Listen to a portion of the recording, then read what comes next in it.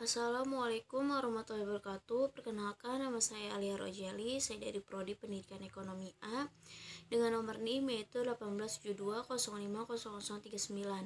Mata kuliah itu Ekonomi Pembangunan.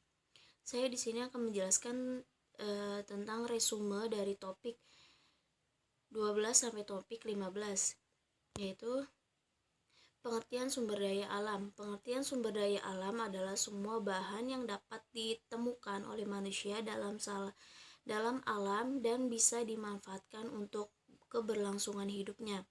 Pada dasarnya, hal terpenting yang berupa benda hidup atau hayati ataupun benda mati non-hayati. Selanjutnya, macam-macam sumber daya alam. Yang pertama, sumber daya alam yang tidak dapat habis meliputi udara, energi, matahari, dan air hujan. Dan yang kedua, sumber daya alam yang dapat diganti atau dapat diperbaiki dan dipelihara meliputi air yang ada di tempat. Sumber daya alam yang dapat diperbaiki mencakup sumber daya mineral. Dan ruang lingkup sumber daya alam, pengertian sumber daya alam meliputi semua sumber daya alam dan sistem yang bermanfaat bagi manusia dalam hubungannya dengan teknologi, ekonomi, dan keadaan sosial tertentu. Karena perkembangan definisi itu mencakup sistem teknologi dan lingkungan. Setelah dikuasai manusia, sumber daya tersebut disebut barang-barang sumber daya. Jadi, sumber daya alam tergantung pada keadaan yang kita warisi dari saat lampau, tingkat teknologi saat ini mampu yang akan datang, serta kondisi ekonomi maupun selera. Selanjutnya, pengertian teknologi. Pengertian teknologi adalah suatu perubahan dalam berbagai produksi yang menampak dalam teknologi produksi yang ada.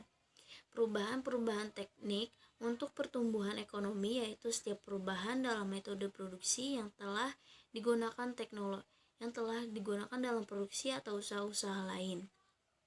Jadi, perubahan teknologi termasuk perubahan dalam produksi dalam suatu kegiatan tertentu yang dapat menambah dengan hasil dengan input tertentu. Selanjutnya itu pemerataan relatif. Kemiskinan relatif merupakan kondisi miskin karena pengaruh kebijakan pembangunan yang belum mampu menjangkau seluruh lapisan masyarakat sehingga menyebabkan ketimpangan distribusi pendapatan. Standar minimum disusun berdasarkan kondisi hidup suatu negara pada waktu tertentu dan perhatian terfokus pada golongan penduduk termiskin, misalnya 20% atau 40% lapisan terendah dari total penduduk yang telah diurutkan menurut pendapatan pengeluaran. Kelompok ini merupakan produk relatif miskin. Dengan demikian, ukuran kemiskinan relatif sangat tergantung pada distribusi pendapatan atau pengeluaran penduduk, sehingga dengan menggunakan definisi ini berarti barang miskin selalu hadir bersama kita. Selanjutnya yaitu pemerataan absolut. Kemiskinan secara absolut ditentukan berdasarkan ketidakmampuan untuk mencakupi kebutuhan pokok minimum seperti pangan, sedang, kesehatan, perumahan, dan pendidikan yang diperlukan untuk bisa hidup dan bekerja. Kebutuhan pokok minimum diterjemahkan sebagai ukuran finansial dalam bentuk uang. Nilai kebutuhan minimum, kebutuhan dasar tersebut dikenal dengan istilah garis kemiskinan. Penduduk yang pendapatannya di bawah garis kemiskinan digolongkan sebagai penduduk miskin. Garis kemiskinan absolut tetap tidak berubah. Dalam hal standar hidup, garis kemiskinan absolut mampu membandingkan kemiskinan secara umum. Selanjutnya itu cara mengatasi kemiskinan. Cara redistribusi pendapatan secara lebih baik. Negara akan ikut bertanggung jawab terhadap mekanisme distribusi dengan mengedepankan kepentingan umum daripada kepentingan kelompok atau golongan, lebih-lebih kepentingan perorangan.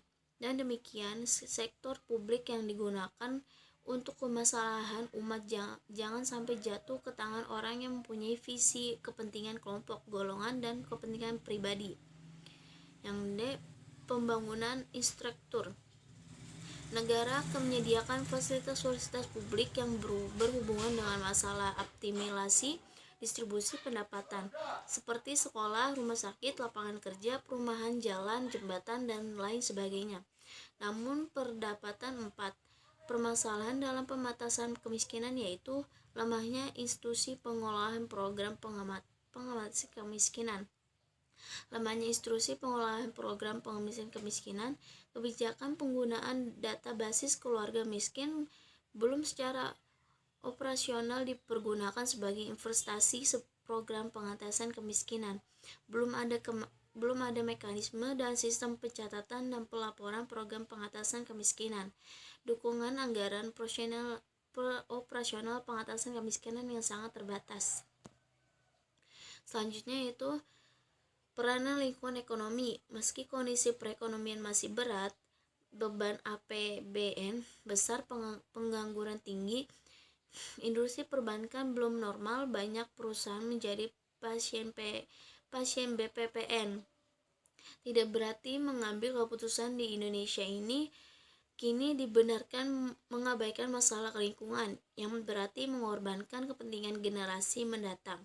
Oleh karena itu, meski kondisi masih sulit, Indonesia dengan semua komponennya, baik pada tingkat otoritas, pusat maupun daerah, dan masyarakat baik sebagai produsen maupun konsumen, diharapkan tetap punya komitmen tinggi untuk terus melaksanakan pembangunan ekonomi berkelanjutan.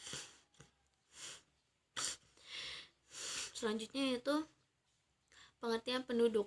Penduduk atau warga suatu negara atau daerah bisa didefinisikan menjadi dua.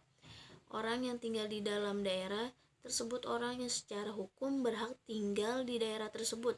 Dengan kata lain, orang yang mempunyai surat resmi untuk tinggal di situ, misalkan bukti kewarganegaraan, tetapi memilih tinggal di daerah lain. Pengertian tenaga kerja. Tenaga kerja adalah setiap orang yang mampu melakukan pekerjaan guna menghasilkan barang dan atau produk serta jasa baik untuk memenuhi kebutuhan diri sendiri maupun masyarakat. Kurang lebih saya mohon maaf, saya akhiri. Wassalamualaikum warahmatullahi wabarakatuh.